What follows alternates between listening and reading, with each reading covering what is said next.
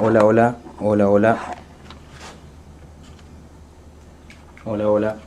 Sobre eso después en algún momento le vamos a preguntar por el funcionamiento de la justicia federal, porque para un lego como somos nosotros en materia judicial, ninguno de nosotros es abogado, nos damos cuenta que toda la estructura federal es bastante importante a la hora de ver el seguimiento de los juicios, la manera en que pudieron ustedes como abogados actuar, en fin, esto. Pero en principio, la verdad que nos gustaría una primera aproximación. Vos, Gustavo, tenías la primera aproximación que habíamos hecho era sobre los habeas corpus o que es una cosa un poquito más, un poco anterior a los habeas corpus. Sí. Entonces, cuando ¿Cuándo me inicié yo en derechos humanos? Con mi primer defensa. No. La pregunta concreta, en realidad, con lo que queríamos empezar es cuál era su opinión o qué nos puede decir acerca de la recomposición que hubo en la justicia a partir del golpe militar. Exacto. La recomposición de la justicia, sí. Echaron gente, hubo cesantías, la justicia durante la dictadura, con la que usted se tenía que encontrar cuando actuaba como abogado querellante.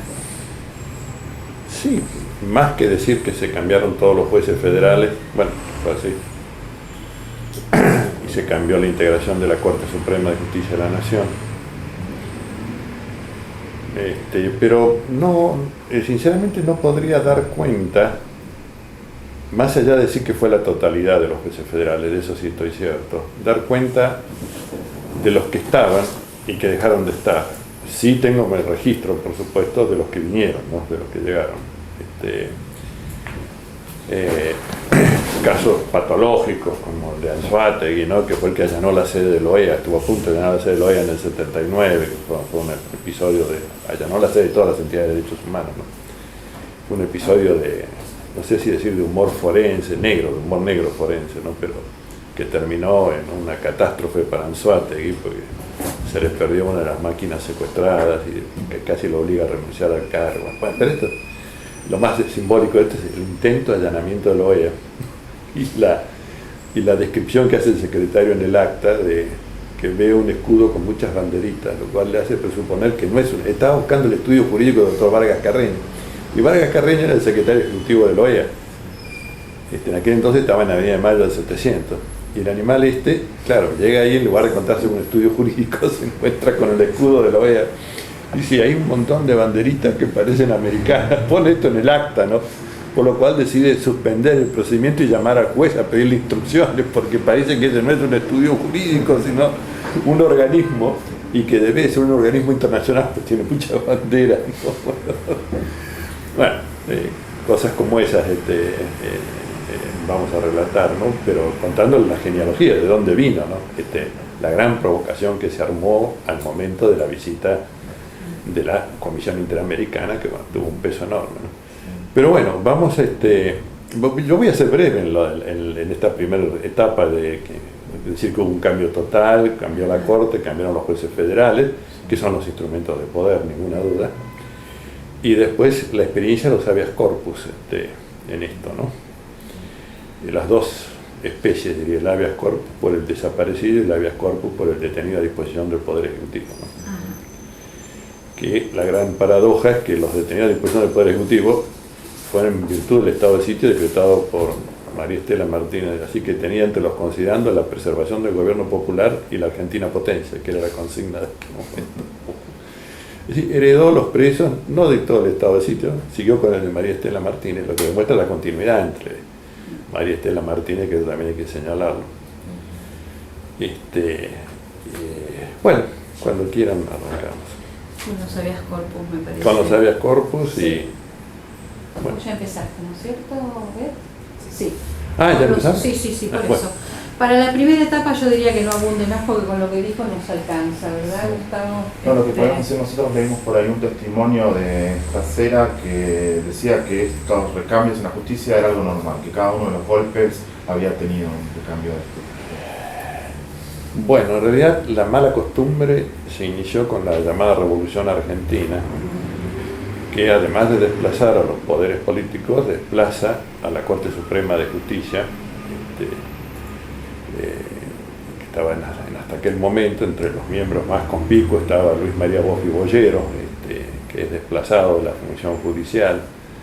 Bueno, es cierto que esta costumbre ya se había instalado, pero nunca tuvo la magnitud que llegó con el proceso de reorganización nacional, donde bueno, se tuvo, digamos, una fuerza máxima al desplazar no solamente a los integrantes de la Corte Suprema de Justicia, sino también a los jueces federales, que iban a ser los que ejercían el poder real, ¿no?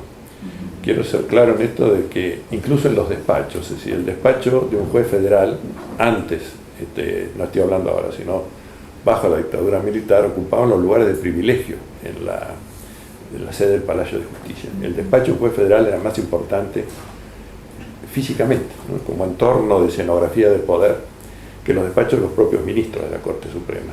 Los despachos de los ministros eran más pequeños, más austeros. Lo otro era la escenografía del poder, ¿no? De modo que en ese lugar se desarrolló la connivencia de la justicia, de la administración de justicia. No hay que llamarla Poder Judicial de la Nación, porque eso es usurpar semánticamente un nombre constitucional, ¿no? Esto hay que denominarlo como es, una administración de justicia del usurpante, del poder político, ¿no? Hoy es más fácil categorizar esto en virtud del nuevo artículo 36 de la Constitución Nacional, reforma del 94, que establece, bueno, la condena a la usurpación del poder político, establece la nulidad absoluta del acto usurpante y de los actos que realiza quienes usurpan funciones constitucionales, la responsabilidad penal y patrimonial imprescriptible, y les apareja la sanción máxima de la Constitución, la de infames traidores a la patria, ¿no? Bueno, esto muestra que aprendimos la lección de derecho. Así hemos calificado el artículo 36 de la Constitución Nacional, en el sentido que no hay continuidad entre dictadura y Estado de Derecho. Es decir, no hay continuidad. Antes se afirmó siempre la continuidad. Ahora, desde la Constitución, norma superior, se afianza la idea de que hay ruptura, un hiato institucional entre dictadura y Estado de Derecho. Y creo que esto es bastante significativo. Bueno, entonces, aquello era administración de justicia.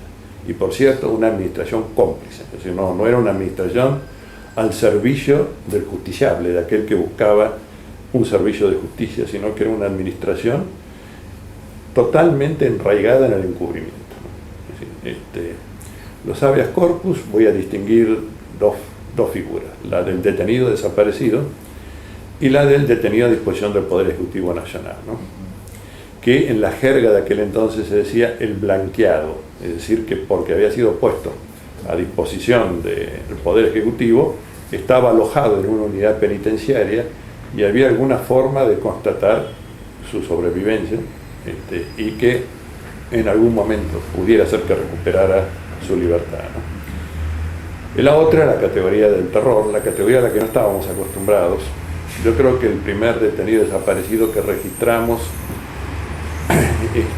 bueno, además del caso de Felipe Vallese, que es anterior, el otro detenido fue el doctor Néstor Martins, junto con su cliente Nildo Centeno, esto en el año 1970, es decir, bajo otro proceso dictatorial, pero había sido un caso, diría, no sé utilizar la palabra aislado, pero un caso único, ¿no? Algo único, pero esto terrible, nunca fue hallado Néstor Martins, nunca fue hallado el cliente Nildo Centeno, fueron secuestrados a la salida del estudio, salieron caminando, conversando, y bueno, creo que querían llevárselo a Néstor Martins, pero se lo llevaron también a Nildo Centeno. Bueno, tremenda lucha que se hizo en aquel entonces porque no estábamos acostumbrados a la idea de la desaparición forzada.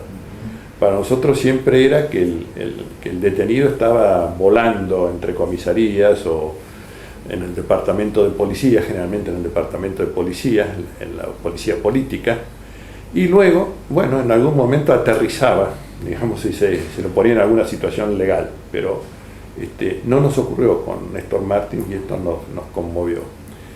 Personalmente, y diría que ya demostrando el inicio de las prácticas de desaparición forzada, el primer caso que me tocó fue de un dirigente político brasileño, exiliado en la Argentina, Sidney Fix Márquez dos Santos, ¿no? Era paradojalmente hijo de un hombre de muy buena situación económica, un directivo de Petrobras, y propietario él también de una empresa de refinación de aceites y lubricantes. Bueno, su hijo era dirigente del Partido Obrero brasileño y vinculado a lo que luego fue el Movimiento Sin Tierra, ¿no? Estaba en la Argentina exiliado, esto en el año 75, y yendo de una reunión a otra fue detenido. Me fue encomendado el caso y fue mi primera y tremenda experiencia de enfrentar la desaparición forzada. Esto fue antes del golpe militar, fue en el 75. Yo promoví el habeas corpus, hasta diciéndole tengan un médico preparado para ir a revisarlo, el primer auxilio que uno tiene que hacer en derechos humanos, ¿no? Yo a veces digo que en la teoría económica se sostiene que la primer cucharada de sopa es la más valiosa, porque uno está hambriento, y en derechos humanos la primer cucharada de solidaridad también es la más valiosa, ¿no? Bueno, saber que la familia está, que le mandaron médicos, que le llevaron ropa, alimento, y que el abogado se está ocupando de su libertad, bueno, este es el primer mensaje que debemos dar, ¿no? Pero bueno, no apareció, no apareció, y yo quedé totalmente consternado, porque tenía el registro del episodio Martín, pero claro, habían pasado unos años y uno no había tenido una continuidad del 70 en las desapariciones forzadas. De modo que enfrentar nuevamente este episodio me cayó tremendamente mal en lo anímico. Además, el padre, que es una persona de extrema bondad y entregado, es decir, él a su hijo le aceptaba como era. Decir, no decía, pero ¿en qué se metió este? No. Es mi hijo, yo lo quiero, respeto lo que él hace, no tendremos los mismos valores, pero yo quiero a mi hijo. ¿No? Una cosa tremenda. Entonces yo lo voy a buscar a Ezeiza en uno de sus viajes, no el primero, el segundo, creo que el tercero ya era, justo cuando se produce el golpe de Estado. Bueno, yo no puedo describir lo que era llegar a Ezeiza en medio de una doble fila de militares, para colmo de un vuelo nocturno, así que lo fui a recoger al aeropuerto de Ezeiza en medio de un clima de terror. No hay otra manera de describir esas figuras, las camionetas militares, las ametralladoras apuntando por todos lados. Y bueno, a partir de allí asistí a este hombre, incluso en diversas entrevistas. Él fue a verlo a Arguindegui, fue al vicariato castrense, se colectó todos los no posibles en aquel entonces y el desentendimiento. Bueno, más tarde podríamos sistematizar que la desaparición forzada era un tríptico, ¿no? Secreto de las directivas, clandestinidad en el modo de obrar, si no se podía determinar cuándo era el operar de la fuerza pública del Estado, porque operaban como banda, es decir, con elementos no identificables con la Policía Federal o fuerzas militares, vestidos de civil o disfrazados de civil, y además con un aire de lumpenaje en general, para dar la idea de que eran secuestros extorsivos, cuando en realidad eran el aparato de Estado puesto en función de banda criminal. Luego sabríamos que esos eran los grupos de tarea y las fuerzas de tarea, que tenían una, digamos, autonomía operativa de 72 horas. Esto lo vimos después en las instrucciones sobre la lucha antisubversiva. Y esa autonomía operativa significaba nada menos que el derecho a decidir sobre la vida o ponerlo a disposición del Poder Ejecutivo. Es decir, la banda decidía conforme su criterio, conforme un criterio de patrero, ¿no? Si había que ponerle a disposición del Poder Ejecutivo o si ingresaba a la categoría de detenido desaparecido, y esto ya significaba la incertidumbre y la indefinición. Y estos dos primeros segmentos del tríptico del Estado terrorista, a mi criterio, se integraban con un tercero, que era la impunidad. Es decir, el sistema operaba así para garantizarse la impunidad. No se podían conocer las órdenes, no se podía conocer el lugar de detención, no se podía conocer qué había pasado, se birlaba toda información, no solamente a los familiares, sino a la justicia, a la sociedad, a la opinión pública y a las relaciones internacionales. Todo era secreto y clandestino. Garantía para el tercer segmento de este tríptico, que es el de la impunidad, ¿no? Bueno, este fue mi primer caso. Después tuve uno muchísimo más cercano, dos muchísimo más cercanos, muchísimo más dolorosos en lo personal. Yo a Sidney Fix Márquez dos Santos no lo conocía, por supuesto. Tampoco pude nunca llegar a conocerlo. Conocí toda su familia, pero no conocía a mi asistido, ¿no? El segundo caso que me tocó en suerte o desgracia, y yo diría en desgracia, me era muy cercano, era el profesor Jorge Lucio Rebori, abogado y filósofo. Éramos compañeros de cátedra, nos habíamos conocido lejanamente en el año 66. Yo ingresaba a la carrera docente como ayudante de segunda, él era profesor adjunto interino, y cuando terminé de rendir mi examen de ingreso a la carrera docente, el profesor titular Moisés Nilve me dijo: usted va a encontrar aquí un alma muy afín a la suya.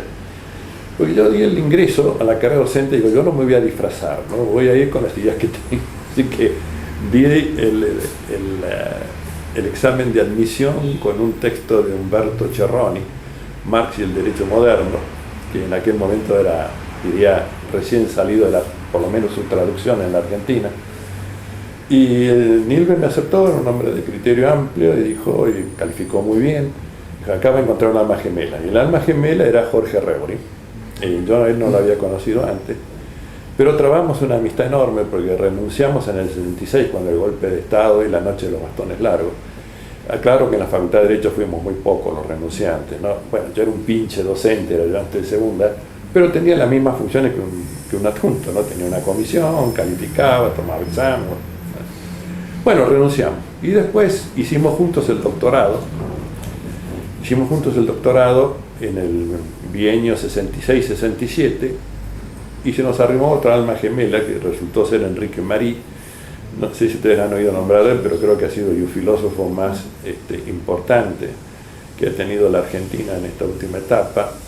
Enrique Marí era otra personalidad hermosa, digamos, un ser humano maravilloso, ha sido un hombre de la cultura que es muy difícil poder producir un intelectual de esa calidad. Un hombre que sepa de derecho, filosofía y literatura, lo que sabía Marí, es incomparable, si no tiene medida. Bueno, de nosotros había una relación de afecto enorme, ¿no? Hicimos juntos el doctorado. Marí empezó ahí a cursar filosofía, la carrera de filosofía. Bueno, después fue docente, por supuesto hicieron tanto Rebori como Marí una carrera brillante. Bueno, en el caso de Rebori, el episodio fue así. Él tenía una hija en el colegio secundario en el Buenos Aires y estaba seguramente implicada en los movimientos estudiantiles afines, ya sea a Lerner o a Montonero. Creo que eran Montoneros en el caso de ella, pero no sé. La cuestión es que Jorge Rebori, advirtiendo ya el peligro inminente que acechaba sobre ella, él estaba separado, es decir, no vivía junto con su hija. La hija vivía con la madre, esposa suya del primer matrimonio.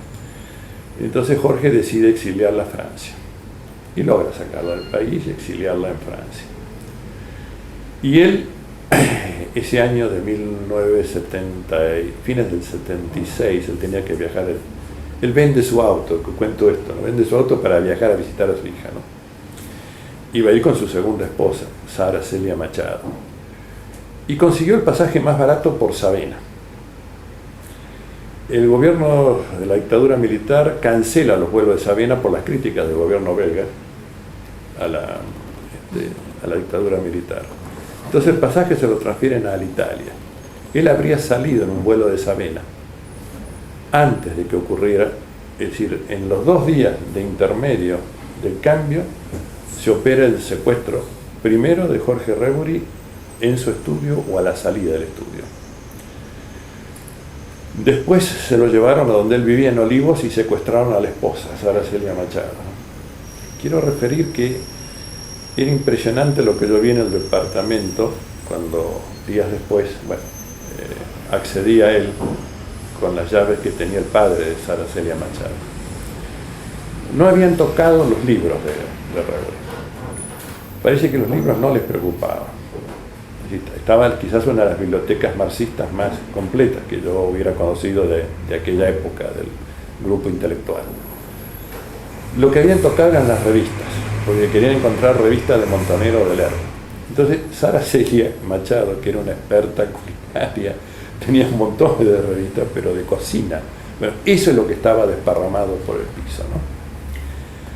Más una escena, yo diría, dantesca, que era la apertura de la heladera, que comieron, Y para terminar de mostrar su impronta intelectual, defecaron en el piso del living con el horno. Bueno, esta era la banda captora que se llevó a un intelectual de enorme capacidad, un ermitaño de la cultura como Jorge Revory. No porque lo buscaran a él, buscaban a la hija, pero bueno, estaba la hija, se lo llevaron a él. Entonces yo me entero de todo esto en la madrugada del 2 de febrero de 1977, en que el hermano de él toca la puerta de casa, no de mi estudio, de casa. Cuando ya me dijo, soy el hermano de Jorge Revory, bueno, ahí ya no necesito decir que se me vino el alma a los pies, porque dije, algo le pasó a Jorge, ¿no? Algo le pasó a Jorge.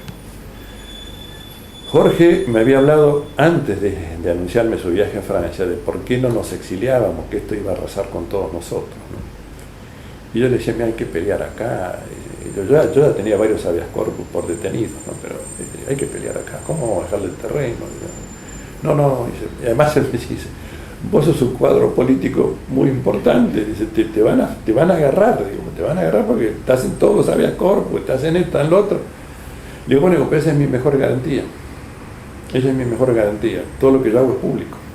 Yo no pertenezco a ningún aparato clandestino. Era un militante del Partido Comunista en el tema de derechos humanos, y en el tribunal había un cierto reconocimiento a lo mismo que en la Asociación de Abogados de Buenos Aires, como un intelectual de izquierda respetado, si podemos poner una palabra, ¿no? Bueno, el hermano entonces inicia el habeas corpus con mi patrocinio. A la noche yo le digo, porque hicimos miles de gestiones además del habeas corpus, digo, ¿y ahora qué vas a hacer, Horacio? Me dice, no, él tenía la casa, él vivía detrás del estudio de Revory, es decir, un piso enorme, Entre Ríos 131, si mi memoria no falla, ahora es edificio del Congreso de la Nación, un piso enorme. Entonces en la parte de delante estaba el estudio de Jorge Revory, y la parte de atrás era la vivienda personal del hermano, que era ingeniero agrónomo, creo. Dice, ¿qué lugar puede haber? Si yo estaba, se lo llevaron a mi hermano, me llevaron a mí. No, a la noche volvieron y se lo llevaron a él. Con lo que yo tuve que ponerme personalmente para seguir el habeas corpus por los 3 detenidos desaparecidos. Jorge Revory, su esposa Sara Celia Machado, segunda esposa. Digo esto porque no era la madre de Victoria Revory, que era supuestamente la persona que buscaba, y de Horacio Revory, que era el tío, pero que parece que fue la persona que en Policía Federal, con autorización, retiró el pasaporte de Victoria Revory cuando ella tenía que viajar a Francia, cuando la exiliaron. Así que de allí debe venir la vinculación por la cual volvieron y se llevaron también al tío, y desde luego no apareció ninguno. Bueno, ahí se me sumó al tiempo a la actividad de el padre de Celia Machado, Sara Celia Machado, un odontólogo y escribano de Catamarca, una persona también de una bondad y de una entrega. Él nunca cuestionó lo que pasó, es decir, por qué mi hija se casó con este hombre, ¿no? O por qué si buscaban a la hija de su primer matrimonio se llevaron a la hija mía, no, nunca cuestionó. Él entendió de que lo que había operado era de responsabilidad exclusiva de la perversidad de la dictadura militar, ¿no? Bueno, este habeas corpus tuvo un trámite enorme, larguísimo, traumático también. Ahí logré que cuando un habeas corpus se cerrara, porque decían que no había registro del detenido, se convirtiera en querella criminal por averiguación de privación ilegal de la libertad, ¿no? Así que no muriera el objetivo de tutelar la vida del desaparecido. Y llegué varias veces a la Corte Suprema con el caso, ¿no? Nunca permití que se cerrara. En una de esas oportunidades, como ya no sabía qué más agregar, le pedí a otro abogado defensor de derechos humanos en aquel entonces, Ricardo Molina, que era comilitante de Horacio Revory, es decir, el tío desaparecido, que hiciera una semblanza de él, ¿no? O sea, a ver si conmovíamos a la corte, hacíamos algo. Y yo hice una semblanza de Jorge Revory, ¿no? haciendo un parangón con Giulio Fusic, aquel que escribió o dejó memoria de Cadalso, ¿no? Muerto en las mazmorras del nazismo, y que dijo que había vivido por la alegría de vivir y que por esa misma alegría marchaba la muerte, ¿no? Y decía que Jorge Rebori había vivido por la alegría del saber y que había marchado a la muerte por ese saber, ¿no? Creo que ese fue su destino. Bueno, hubo una movilización internacional por Rebori. En ese momento el doctor Marí estaba haciendo un doctorado o maestría en Alemania. Se corrió a Francia, es decir, se mandaron telegramas de las universidades y muy especialmente un conmovedor telegrama de Luis Althusser. Althusser nos conocía, este trío, Rebori, Marillo, y nos llamaba, creo que un poco pomposamente, la Cátedra Argentina de Filosofía del Derecho Marxista, ¿no? Es más, en ese momento él estaba traduciendo al francés la primera obra de Marí, que era Neopositivismo e Ideología, ¿no? Creo que quedó trunca por la muerte de Althusser, pero bueno, él nos conocía, sabía de nuestros trabajos y teníamos una correspondencia, en aquel entonces no había mail, una correspondencia, digamos, podría ser en un año 3 cartas de un lado y de otro, pero bueno, teníamos una correspondencia con Althusser, conocía nuestros trabajos, lo que hacíamos, bueno, las investigaciones que estábamos desarrollando. En ese momento, estoy hablando del 73-74, en el 74 ya nos habían sacado de la misión Ivanišević, nos había echado de la Facultad de Derecho. Eso sí, dejaron a salvo que no cuestionaban nuestro rigor científico, pero éramos incompatibles con el proyecto peronista.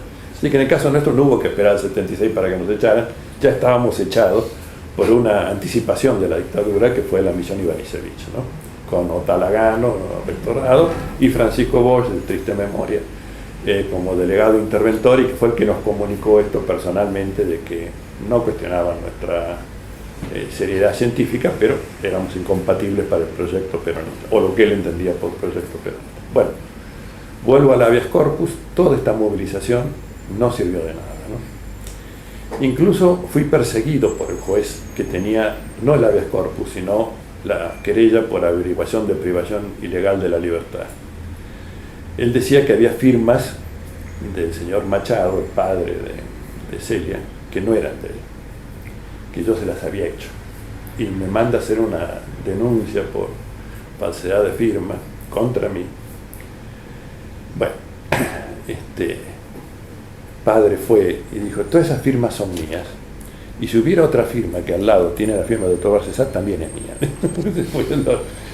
Nunca voy a arrepentirme de acompañarlo a Barcesat en la gesta esta de determinar el paradero. Bueno, y cuando esta causa llegó al inicio de la transición democrática, al igual que la causa Giorgi, que la llevaba el doctor Parrilli por un desaparecido del INTI, ahí se agregaron las famosas directivas de la lucha antisubversiva. Ahí tomé conocimiento del plan del terror, que debió ser el tercer capítulo del Nunca Más, pero que nunca se publicó.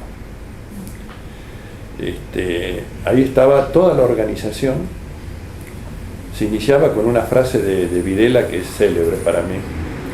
Decía: la lucha antisubversiva tiene por objeto, primero, la seguridad de los bienes, luego de las personas, y tercero, del Estado. Primero, los bienes. Bueno, así, la directiva esta es de octubre de 1975, es una pieza de la perversidad, o de la historia universal de la perversidad, ¿no? Y perdóneme, doctor, Sí. esas directivas las tenían, por supuesto, en sus escritorios los nuevos jueces federales cuando fueron... Bueno, sí, porque con esa directiva me imagino que era la causa por la cual estos habeas no yo no sé, no prosperaban. puedo, ¿Cómo funcionaba yo no esa puedo directiva? eso informar, porque las directivas recién llegaron al inicio de la transición democrática, no antes, no. A conocimiento. A conocimiento de los juzgados, que yo pueda decir a ciencia cierta. Ajá. Creo que la cronología fue primero en la causa Giorgi, que llevaba el doctor Parrilli, Sí. un técnico del INTI desaparecido, INTI o del INTA, bueno, y luego en la causa Rebori. Entonces, el día que llegan estas directivas al juzgado, en horario fuera del horario de atención en tribunales, me las ponen a disposición, ¿no? Yo empecé a leerlas y me descompuse. Es decir, tuve que suspender para el día siguiente, empastillarme y volver al día siguiente, porque ya al inicio no soportaba, porque ojeando, además yo veía el mapa de los centros clandestinos de detenciones y estaba todo marcado con esas prolijas banderillas que hacen los señores militares cuando planifican una cosa como esta, ¿no? Bueno, la división en zonas, las zonas militares, los centros clandestinos correspondientes a cada zona, la organización de las fuerzas de tarea y grupos de tarea, es decir, los grupos de tareas de la unidad menor, después fuerzas de tarea, que tenían que estar los componentes de todas las Fuerzas Armadas para que nadie se sintiera ajeno a lograrlo. Tenían que estar integrados por todos los estamentos, es decir, oficiales, suboficiales y tropas. Tenían que estar las fuerzas de seguridad, gendarmería y prefectura, y las fuerzas policiales, la nacional, la federal y las provinciales. Que nadie fuera ajeno al mapa del terror, ¿no? Y a la obra del terror. Ahí estaba esa autonomía operativa de 72 horas, que significaba el derecho a decidir o ponerlo en presión del Poder Ejecutivo o mantenerlo desaparecido. Y luego me llegó otro caso también tremendamente doloroso de una abogada joven, Teresa Alicia Israel. A Teresa yo la había defendido bajo la otra dictadura militar, cuando el entonces decano de la Facultad de Derecho, decano de la usurpación, ¿no? Alberto Rodríguez Varela, la suspendió 1 año y medio. Ella era voraz, ¿no? En el estudio, en todo. Tenía una figura, como, imagínense, una vikinga, ¿no? Así, alta como yo, más o menos corpulenta como yo. Bueno, trabajó un tiempo en el estudio, reemplazando a una empleada nuestra que estaba con licencia por maternidad y que se había prolongado, además porque tenía complicaciones, pero bueno, todo bien para ella. Entonces, para mí había sido una empleada ideal, ¿no? Porque yo la mandaba a tribunales, igual que alguien le dijera el expediente no estaba, ¿no? Le decía, güey, ¿dónde está? Y revolvía, ¿y para cuándo va a estar? Bueno, era una procura, además un estudiante de Derecho avanzado. En 1 año y medio, ese año y medio que estuvo suspendida, preparó las materias, se recibió en definitiva en 2 años y medio, ¿no? Y se entregó, cuando ya la dictadura militar del proceso, se entregó a la defensa de los derechos humanos de una manera, yo diría, sin condicionamientos. ¿Por qué digo esto? Bueno, en aquel entonces encontrar abogados que tomaran los casos era sumamente dificultoso. A mí me habían asignado en la Liga Argentina por los Derechos del Hombre la responsabilidad de dirigir el cuerpo jurídico, es decir, los abogados de Capital y de las filiales de la Liga en el interior. Bueno, la única abogada que agarraba el expediente, el caso, la hojita, lo que fue, decía, bueno, perfecto, y se lo llevaba y empezaba el trabajo, era Teresa Alicia Israel. No tenía, debo decirlo con igual franqueza, la misma suerte. Empezaban a hacer los análisis de orina, de sangre, a ver quién era, de dónde venía, qué complicaciones podía traer el caso, etc. Bueno, en definitiva, al final tenía que tomarlo uno el tema, porque si se demoraba tanto. Sostengo siempre, cuando uno toma un caso de esto, hay que operar al minuto, ¿no? La posibilidad de rescatarlo es si se opera desde el minuto primero, si hacemos una reunión y otra reunión, a quién le toca, si va el turno por día, si va el turno por ello, va el turno por otro, bueno, se nos va. Uno no puede decir, bueno, igual se va a ir porque no lo van a aparecer. No, la responsabilidad en ese momento es de uno. Bueno, Teresa era el paradigma del abogado defensor. Le tocaba, pum, llevaba la carpeta. Otro la quería agarrar, pum, se la llevaba a ella. Bueno, la desaparecieron el 8 de marzo del 77, es decir, el Día Internacional de la Mujer. Sí. Ella tenía su estudio en la casa con sus padres, una casona antigua en el barrio de Almagro, y ocupaba la parte delante de su estudio. La desaparecieron. Bueno, yo no inicié el habeas corpus, se lo llevó otro colega, muy conocido también, el doctor Reinus Smuckler, que estuvo en el Consejo de la Magistratura y que ha presidido hasta hace poco la Asociación de Abogados de Buenos Aires y es el presidente de la Asociación Americana de Juristas, del Consejo Consultivo.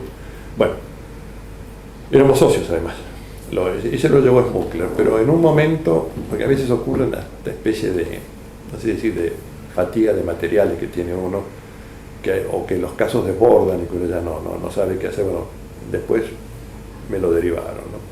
También fue una búsqueda insaciable, diría, desde el punto de vista judicial. La madre de Teresa era el ejemplo de la madre coraje de Bertolt Brecht, ¿no? Voy a contar una anécdota de ella porque a mí me impactó. Tuvo una entrevista con el entonces ministro del Interior. Por supuesto no le dio ninguna satisfacción y ya sobre el final, no sé si se quiso hacer el simpático, el ministro, creo que era Arguindegui, y le dijo, ¿cuántos hijos tienen? Entonces, doña Clara, yo me imagino que con una mirada, porque sabía poner una mirada dura también, le dijo, tenemos 6 hijos, pero ninguno repetido. Diciéndole, yo no voy a cesar la búsqueda de Teresa porque tengo otros 5 hijos, ¿no? 6 y ninguno repetido. Bueno, esto me quedó a mí grabado como... Pero además era incansable, ¿no? Todos los días venían al estudio, todos los días alguna iniciativa, todos los días alguna gestión, todos los días algún telegrama. Tanto es así que un año, el periodo de las Cortes, como llaman en Francia, en París, a la apertura del año judicial, un abogado es designado para el Colegio de Abogados de París para dar un discurso de inauguración de las Cortes. No le inauguran los jueces, sino un abogado en ejercicio de la profesión. Y eligió el tema Teresa Israel, la abogada desaparecida argentina Teresa Israel, ¿no? Y que era un caso emblemático. Pero nada de esto hizo aparecer a Teresa, ¿no? En Teresa sí se pudo colectar más pruebas de dónde había estado, dónde quedó, etc. Y fue uno de los casos por los que se condenó en el juicio a las juntas, que ya vamos a llegar, ¿no? Claro. Ya vamos a llegar. Bueno, pero mientras tanto estaban los detenidos a disposición del Poder Ejecutivo, bajo esta situación absurda de que el decreto de estado de sitio era el decreto de estado de sitio, si mi memoria no falla, 1368/74, que dictó María Estela Martínez de Perón, invocando preservar el gobierno del pueblo y lograr la Argentina potencia. Bueno, los que derrocaron el gobierno del pueblo, y creo que nunca se propusieron la Argentina potencia, siguieron deteniendo. Primero heredaron todos los presos y segundo siguieron deteniendo con invocación de ese estado de sitio que se ha demostrado institucionalmente que es el instituto más servil para el arribo de la bestia institucional en los países donde se aplica, ¿no? Es decir, no hay miserabilidad que no se haga bajo la cobertura o manto del estado de sitio, y todavía desgraciadamente sigue estando en la Constitución Nacional, ¿no? Es un estigma de que el Estado de Derecho tenga en su propio articulado la bestia institucional, que es el Estado de sitio, ¿no? Porque por más que diga que es por periodo determinado, en parte del territorio y el derecho de opción, todo eso lo han birlado redondamente y sigue siendo el instrumento directo de la represión política, ¿no? Bueno, entonces teníamos carradas de gente detenida. En aquel entonces llegar a la Liga Argentina por los Derechos del Hombre era insalubre, ¿no? Esta es la palabra, porque cuando se escuchaba un timbre uno sabía que era una desgracia nueva, que empezaba siempre por un detenido cuyo destino no se conocía, si iba a ser a disposición del Poder Ejecutivo. Así que recibir al familiar, contenerlo, transformar su dolor en lucha, ¿no? Porque además había que convencerlo. Había también, hay que decirlo, los que tenían temor, los que decían, si lucho no pongo en riesgo a mis otros hijos, no me pongo en riesgo yo. Esto ocurrió. Matrimonios que se divorciaron porque uno de los padres tomó la lucha y el otro no. Ha habido de todo.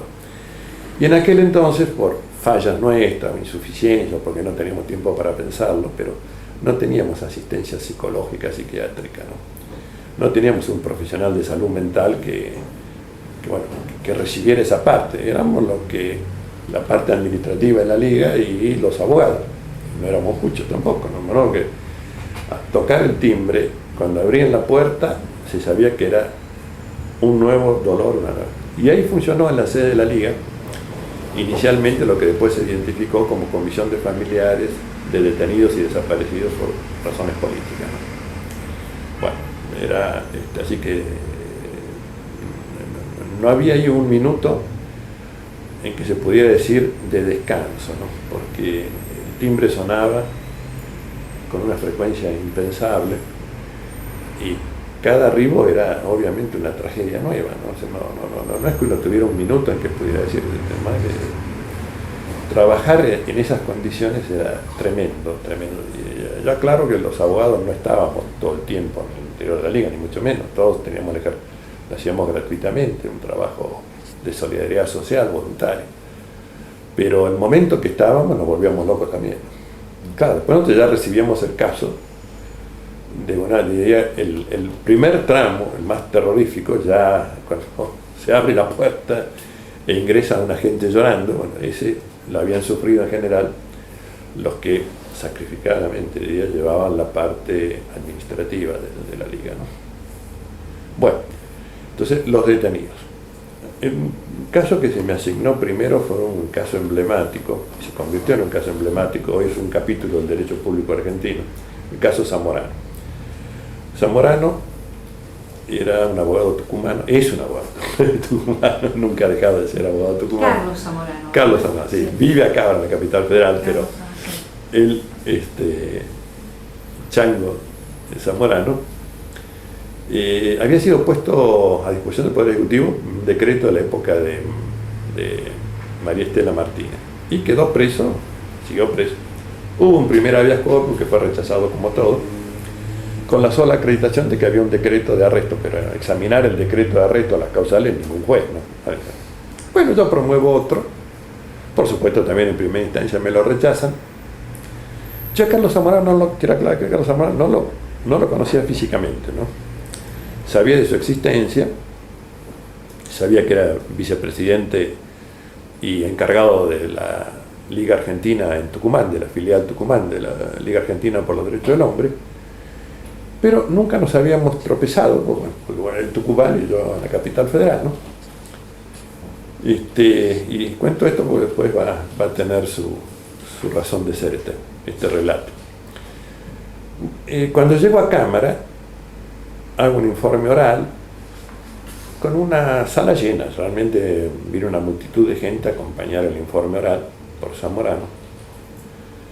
Para mi extrañeza, cuando terminó el informe oral, el tribunal me pidió que me acercara, como que me llamaran la atención, será alguna cosa. No, me felicitaron. Bueno, y en aquel momento el que presidía... ¿Se acuerda el año, doctor? Sí, fue yo el informe lo di a fines del 76. Y estaba, dos de los camaristas eran Víctor Guerrero Leconte, un hombre de partido, había militado en el Partido Liberal de Corrientes, no era de ninguna afinidad ideológica, pero un liberal con cierta, diría, honestidad intelectual. El doctor Herrera, y después se incorporó uno tercero cuyo nombre se me escapa, que luego fue Procurador General de la Nación bajo el gobierno de Menem, ya me va a venir. Pero no estaba... No era Becerra. No, bastante anterior a Becerra, no. Un hombre muy corpulento, bueno, no me va a venir el nombre, el tercero. No, Guerrero Leconte era una especie de Quijote delgado y era algo parecido pero más chiquito, ¿no? Y creo que intelectualmente también, pero bueno, esa es una opinión personal. A mí me resultó extraño esto, ¿no? Porque generalmente vivíamos en un clima de enfrentamiento, de hostilidad, ¿no? Ni hablar con los jueces federales, que era una especie de batalla campal cada acción, ¿no? Nunca hemos recibido, por otra parte, ¿no? En cambio, este hombre tuvo ese gesto amable, diría, ¿no? Entonces empecé a frecuentarlo y él me tenía con que, bueno, Israel lo que estaba haciendo las gestiones para que lo liberaran, ¿no? Y tardaron mucho en pronunciarse, pero finalmente cuando vieron que el Ministerio del Interior no lo soltaba, se mandó un fallo ejemplar, ¿no? Diciendo, creo que era casi textual, teniendo que optar entre la hipotética entre la libertad individual y la hipotética y no acreditada peligrosidad, lo hacemos por la primera, así por la libertad individual, en defensa de un bien al que ningún argentino ha renunciado. Y dispone la libertad. Bueno, una conmoción porque salió en todos los medios. Eso fue en el 77 ya. Abril del 77. En abril del 77. Una conmoción. Los abogados, tenía requisitorias periodísticas que nunca había tenido en mi vida, empezaron con el caso Zamorano. Pero también llegaron las cosas feas, ¿no? Junto con eso algunos me decían, sí, vos te estás exponiendo demasiado. Del Ministerio de Justicia y del Interior llamaron a la Asociación de Abogados de Buenos Aires a preguntar quién era Bacesal, el abogado. Bueno, y ellos por supuesto me transmitieron por supuesto que hicieron una defensa encendida, ¿no?, de la actividad, y que decían además que la Asociación de Abogados respaldaba mi actuación, cosa que fue maravillosa. Pero empezaron ya, vamos a hacer el círculo de terror, ¿no? Y bueno, la causa fue apelada por el fiscal miserable, César Black, que después fue a su vez ministro de la Corte de la Dictadura, ¿no? Bueno, este personaje tenebroso para mí es una apelación, entonces, bueno, yo tenía que a su vez llegar a la Corte con alguna manifestación, y decidí invitar a otros letrados a que me acompañaran, ¿no? Letrados de prestigio, de renombre, bueno, los giré a varios, ¿no? Los giré a varios, y los que aceptaron fueron Genaro Carrió, que él llevaba el caso Timerman en ese momento, estaba llevando el caso Timerman, con una suerte parecida. La diferencia es que le había colectado 2 pronunciamientos adversos, ¿no?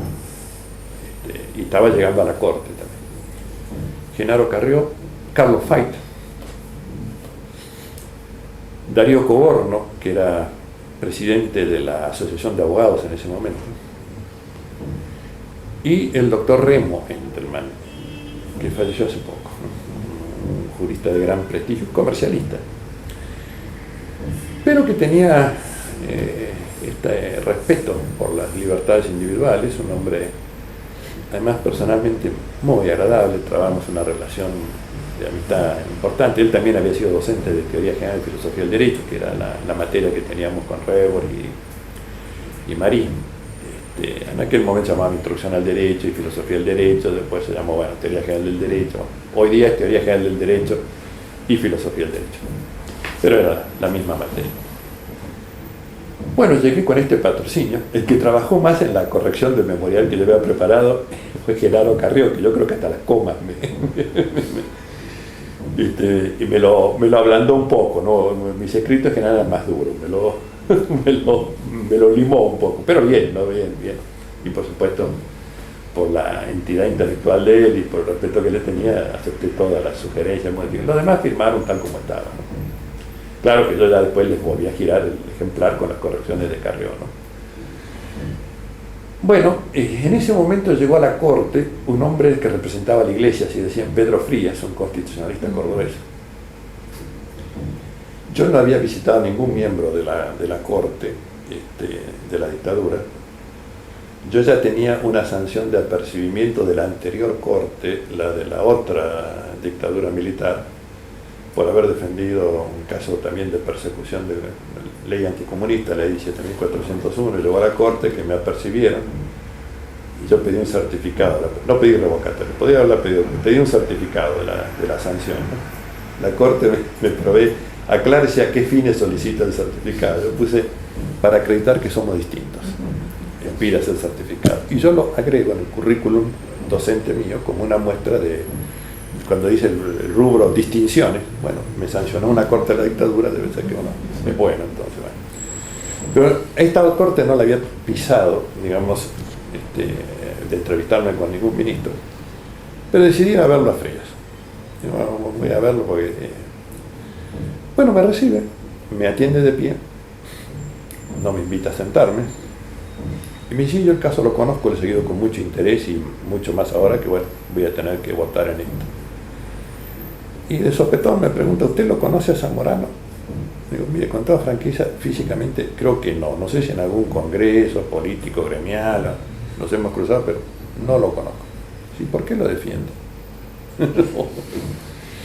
Digo, bueno, hay dos razones. Una, que él es vicepresidente de la Liga Argentina y dirige la filial, o dirigía la filial Tucumán. Yo soy director del cuerpo jurídico de la Liga y eso me convoca. Y además, él es militante del Partido Comunista y yo también.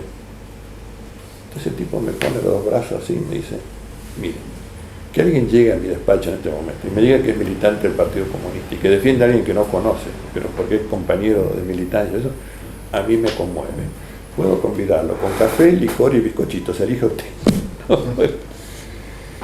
Se trabó una de estas amistades que son, yo diría de alguna manera, raras o perversas, ¿no? Del punto de vista de la amistad creo que fue respetuoso, fue un hombre respetuoso. Desde el punto de vista de su inserción institucional era perverso. Y yo tenía que tener noticia de las dos cosas. De que era afable en lo personal y respetuoso. Y que sé que echó alguna vez una palabra de no toquen a los abogados. Creo que echó alguna vez una palabra. Creo sinceramente que fue así. Pero al mismo tiempo se horrorizaba de los escritos y de las cosas, y de los trabajos. Bueno, él hizo algo notable.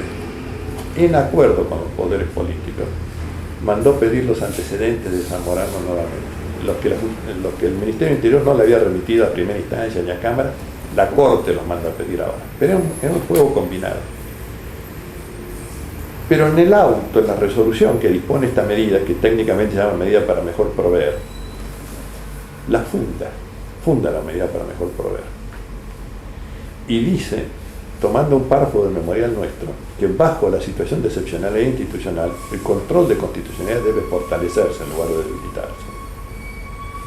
Esto fue tan impactante y tan importante que si uno toma hoy día muchos libros de derecho constitucional y ve el caso Zamorano, tomaron esa afirmación como si fuera la sentencia, y esto no era la sentencia, era una medida para mejor proveer. Pero, repito, era una parte de un juego perverso. Lo que hacían esto, mostrándose enteros institucionalmente, duros, por decirlo de alguna manera, pero lo que querían era que el Poder Ejecutivo le mande los antecedentes y después lavarse las manos y decir, bueno, acá está acreditado porque lo detuvieron y bueno, que siga detenido. Y así ocurrió. Mandaron los antecedentes, quedan antecedentes como para un concurso de derechos humanos de Zamorano, defensor de esto, defensor de lo otro, abogado de los cañeros tucumanos, militante de tal cosa, campaña pro Vietnam, bueno, todo esto era para un currículum de mérito. Y entonces, en 2 renglones, después, cuando llegó esto, primero me dieron traslado, porque yo lo forcé. Y dije que eso era para hacerle un homenaje y un currículum vitae importante del doctor Zamorano y no antecedentes de peligrosidad. Era toda una actividad noble, digamos, ¿no? De lo más elevado que puede expresar la condición humana, la defensa de presos políticos, el abogado de los cañeros, estuvo en esto, estuvo en lo otro. No era para sentirse aterrado frente a esto, ni mucho menos. Bueno, la sentencia era un renglón y medio. Siendo ahora positiva la información brindada por el Poder Ejecutivo, recházase el habeas corpus. Ahora, nadie tomó nota en la doctrina de que esa era la sentencia. La que quedó como sentencia era la otra. Y esa doctrina se la aplicaron después en el caso Timerman, ahí sí disponiendo la libertad, yo creo que por la movilización internacional, y con esa frase cumbre de que el control de constitucionalidad debe acentuarse. Y bueno, ya sabemos lo que ocurrió después. En realidad no lo liberaron, dispusieron su soltura con pérdida de la ciudadanía, recuperó la libertad individual arriba de un avión que lo llevaba a otro lugar exiliado, lo que ocurrió. Pero todo eso también provocó ruido de sable. Recordemos que Menéndez casi se levanta para alzarse contra de manera que casi diría que esa Corte Suprema, paradojalmente, se jugó la cabeza cuando sacó el pronunciamiento Timerman y ya se había jugado media cabeza cuando sacó la medida para mejor proveer en el caso Zamorano. Bueno, esto me indignó tanto en lo moral que estuve 2 meses muy abatido, ¿no? Porque más allá de la traición personal que consideraba este juego perverso del hombre que me recibía y que además me había pedido que lo pusiera en contacto con un dirigente del Partido Comunista que había sido compañero de curso de él, Fernando Nadra, en Córdoba, y con el cual siempre se habían peleado porque él era humanista y el otro era del movimiento reformista, pero y se encontraron efectivamente y hablaron de 1000 cosas, no sé, pues ya habrán hablado ellos, pero es más, en algún momento, debo decir esto, porque ya ha prescrito toda posible responsabilidad, me llamó Frías para que le dijera si tengo que sacar a alguien de la Argentina, ¿por dónde lo sacaría? Resultó ser un sobrino de él que estaba, también parece, comprometido. Y bueno, yo le di un consejo de por dónde sacarlo, salió y después me llamó y me agradeció, ¿no? Bueno, son esas cosas difíciles, ¿no? De convivir con el represor sabiendo que es represor, pero que al mismo tiempo él da una cierta garantía: a usted no lo vamos a tocar, va a cesar. No sé. Yo creo que él en algún momento echó palabras en resguardo, ¿no? Yo en aquel momento llevaba en mi portafolio siempre todos los carnets que tenía, así, de la Asociación de Abogados, miembro del Secretariado Internacional de la Asociación Internacional Demócrata, miembro de la Asociación de Derecho Constitucional. Bueno, llevaba todo. Bueno, si me llevan, por lo menos que sepan que va a haber ruido, ¿no? Era mi escudo protector, o yo lo vivía por lo menos como si fuera escudo protector. Bueno, ¿cómo salí de este bajón? Inventando un habeas corpus colectivo por todos los detenidos a disposición del Poder Ejecutivo, sin discriminación, de la A a la Z. Empezaba en Eduardo Anguita y terminaba nuevamente en Zamorano, en la Z. Fueron, yo no los contabilicé, pero Zamorano, que después se dedicó a eso, 3.960 casos de detenidos a disposición del Poder Ejecutivo. Bueno, cuando también ahí invité a los que quisieran firmar, abogados que quisieran firmar, bueno, no fueron muchas las firmas, hubo firmas, algunas hasta fue un poco humorística después porque firmó Carlos Corach. En aquel momento un abogado laboralista, integraba la dirección de la Asociación de Abogados Laboralistas y presionado por mi socio, que también era, no Smuckler, sino otro de apellido irreproducible, Sternstein. Bueno, presionado por Sternstein, estaba ahí con el escrito, bueno, le puso la firma, no sé si después se lavó las manos, que hizo, pero la firma la puso. Otros llegaban al estudio para firmar y querían que yo sacara alguno. Pero ¿cómo voy a sacar? Primero que yo no nombro a nadie. Pero bueno, yo no quiero defenderlo y ponían algún nombre, ¿no? No quiero ser abogado de él. Bueno, entonces no firmo, pero yo no quiero sacar a nadie. Va a ser todo lo que están imponiendo el Poder Ejecutivo. Yo había tipificado, sin poner nombre ninguno, las distintas situaciones. Los que estaban sin causa, los que habían sido condenados y cumplieron condena y seguían a disposición del Poder Ejecutivo, los que no tenían condena y estaban en causa judicial, bueno, todo, los puse todos. Tipificando la hipótesis de por qué la libertad en cada uno de estos casos. Bueno, me tocó un juez, pobre, viejo, un inútil que creo que ni para pasear el perro en la plaza podría servir, realmente una figura deplorable, que lo que hizo fue rechazar liminalmente, ¿no? Fuimos a la Cámara de Apelaciones. Era otra integración ya, era otra integración. ¿Qué año? Y esto yo lo inicié en el 78, así que sobre fines del 78 habíamos haber ido a la Cámara. ¿La Cámara de Capital? Capital, sí, de Capital. Pero era por todo el territorio de la nación, Ajá, así que tenía perfecto. detenidos de todos lados. En aquel momento quedaban, porque eran todos, ¿no? Así que eran 3.960 casos, si mal no recuerdo.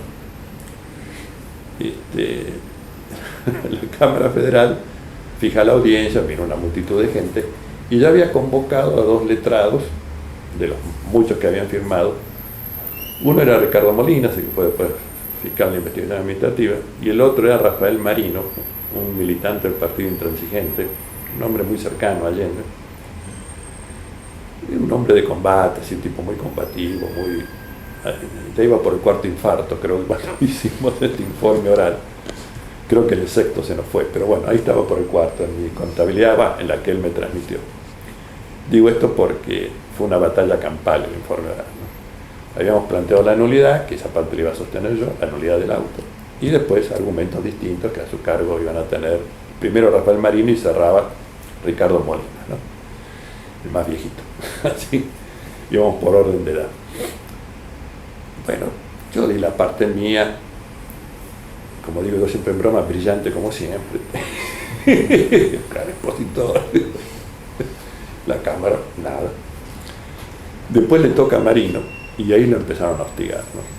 Bueno, ¿cómo? Pero hable de la causa, no de la política, ¿no? Y una y otra vez, hasta que se enojó tanto Marino que se paró, uno da el informe sentado, se paró y se puso como amenazante sobre el escritorio, enfrentándolo al que presidía la Cámara.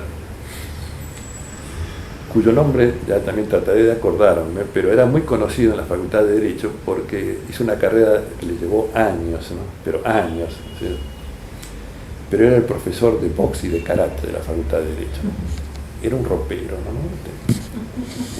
Entonces, Marino, que era chiquito y todo esto, pero cascarrabia como él solo, pegándose a los gritos con el otro.